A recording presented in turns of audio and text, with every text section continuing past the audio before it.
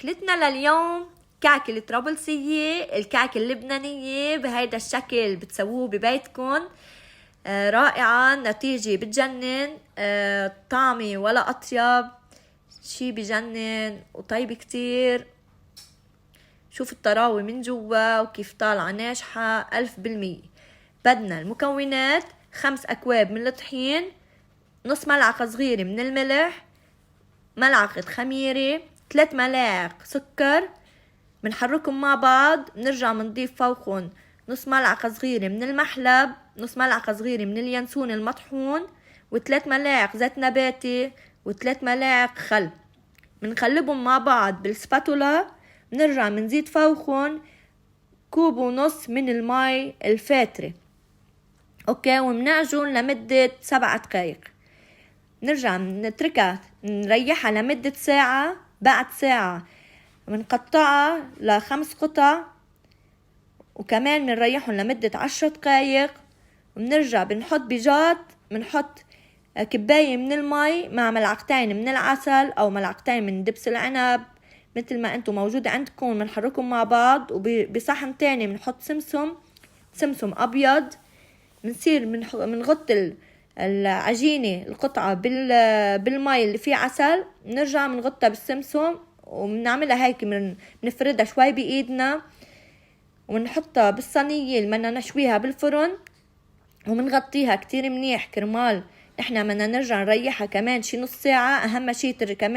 أهم شي بهالمراحل هي إنه تريحوا العجينة لتطلع معكم النتيجة رائعة. بنريحها قبل ما نحطها بالفرن مدة نص ساعة، نرجع نحطها بالفرن على درجة حرارة 220. النار بس من تحت، بنحطها على الطبقة تحت الوسطانية لمدة بين 12 دقيقة و15 دقيقة.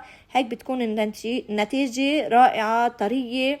شوفوا هلق من جوا كيف بتكون، شوفوا ما شاء الله. ها هي النتيجة اللي بتجنن، الناجحة، مستوية من جوا وطرية، عن جد رائعة. وبتعملوها ببيتكم بطريقة سهلة، هي مش صعبة، بس انه بدكم تطولوا بالكم بالنسبة لوقت. يعني انتو قد ما فيكم يعني ريحوها مثل ما خبرتكم، واذا الله راد رح تطلع النتيجة معكم رائعة.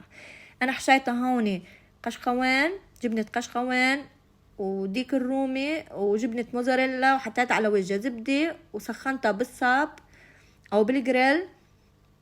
اوكي، كتير طيبين هاو مع بعض. فيكم انتو تحشوها مثل ما انتو بدكم، فيكم تحشوها بس بجبنة، فيكم مثل ما انتو بدكم، عندكم جميع الاختيار. فيكم تحطوا عكاوي وقشقوان، فيكم تحطوا بس قشقوان، اللي بدكم اياه. عن جد شي فاخر من الاخر صدقا. اعملوا لايك للفيديو، اعملوا شير وحركة الاكسبلور، خليه يطلع هالفيديو لأكبر عدد ممكن من الأصدقاء. احضروا لنا كل يوم الساعة 5 بتوقيت الإمارات، بنكون باللايف أنا وياكم، بيكون كل شيء واضح. شوفوا النتيجة، عن جد رائعة النتيجة، والطعمة طيبة، بنصحكم تجربوها عن جد، وخصوصا إذا الشخص مشتهي ياكل الكعكة الطرابلسية، وخصوصا هو بالغربة. شو بنفس المقادير بنفس اللي خبرتكم عنها، تريحوا العجينة، وإذا الله راد رح تطلع ناجحة معكم 1000%. جربوها وصحتين.